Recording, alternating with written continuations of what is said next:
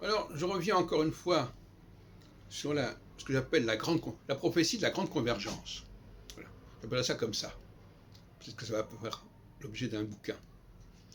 L'attente de la grande convergence, ça veut dire l'attente d'un dépassement des frontières, qui va correspondre à la phase équinoxiale de Saturne, tous les 15 ans d'ailleurs.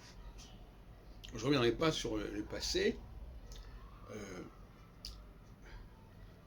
surtout qu'il faut regarder pays par pays, à différentes échelles, mais restons-en là pour l'instant.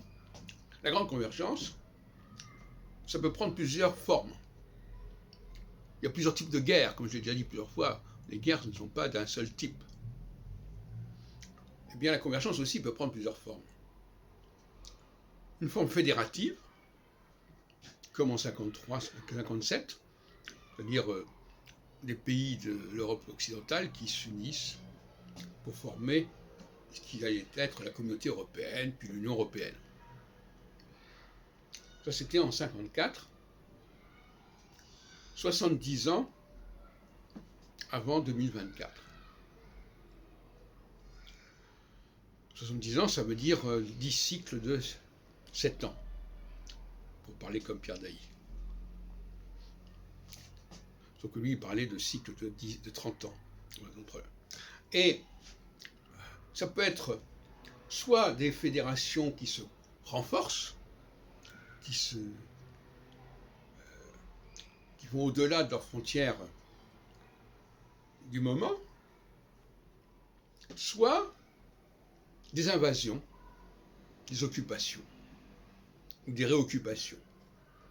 Alors on peut se poser des questions, mais je sais bien que là je suis un peu en train de jouer à l'apprenti sorcier, mais disons que pour des gens qui voudraient étendre leur influence, il vaudrait mieux qu'ils attendent le passage de Saturne en phase équinoxiale. Et là, on voit bien que l'astrologue peut être un conseiller des princes. Si par exemple Poutine devait lancer un processus de récupération d'une partie du bloc de l'Est, du pacte de Varsovie, ou même de l'URSS, eh bien le moment idéal, ce serait le passage de Saturne. Pourquoi ? Parce qu'à ce moment-là, il n'y aurait pas les mêmes résistances. Les anticorps de rejet de l'étranger se seraient désactivés. Parce que c'est très important de comprendre, et c'est ce qui s'est passé en 1940, qui est également une phase équinoxiale,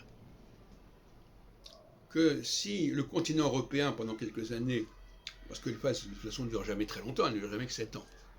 Donc c'est pas parce qu'au bout de 7 ans, ça ne dure pas, que c'est un échec. C'est pas un échec, c'est une période qui est comme ça. On ne pourrait quand même pas parler d'échec chaque fois qu'une phase, c'est comme s'il disait la nuit est en échec parce que le jour se lève, ou inversement. Et donc, la notion d'échec au niveau de la cyclicité, elle est très relative. Et donc, en 40, 44, au fond, on regarde une carte de géographie, il y avait le continent européen qui était unifié, dans des conditions qu'on sait, mais enfin, c'était unifié. Je ne parle pas d'Angleterre qui a toujours été un petit peu en dehors du continent européen.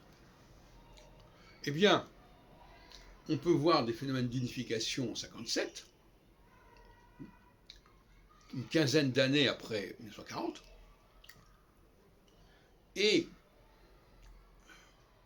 on peut penser qu'en ce qui concerne l'Europe, il peut y avoir un phénomène d'unification, de convergence qui se renforce.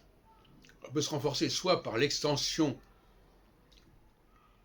de l'Union européenne à des parties soit orientales de l'Europe, soit éventuellement des parties septentrionales de l'Afrique, qui sait, tout pourquoi pas.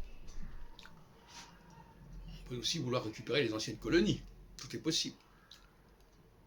Soit, de la part de la Russie, une capacité à s'étendre vers les pays baltes, vers la Pologne, vers l'Ukraine, etc. Ce sont les deux cas de figure qui peuvent se présenter. Et ce que je veux dire par là, c'est que l'astrologie est au cœur du débat. Et que le moment historique, le moment psychologique est venu pour que l'astrologie joue sa carte. Parce que si elle réussit à jouer cette carte à ce moment-là, c'est les siècles qui sont à venir qui seront marqués par ce phénomène, par ce moment. C'est là qu'elle joue sa survie, l'astrologie, quelque part. Dans ce pronostic sur la grande convergence.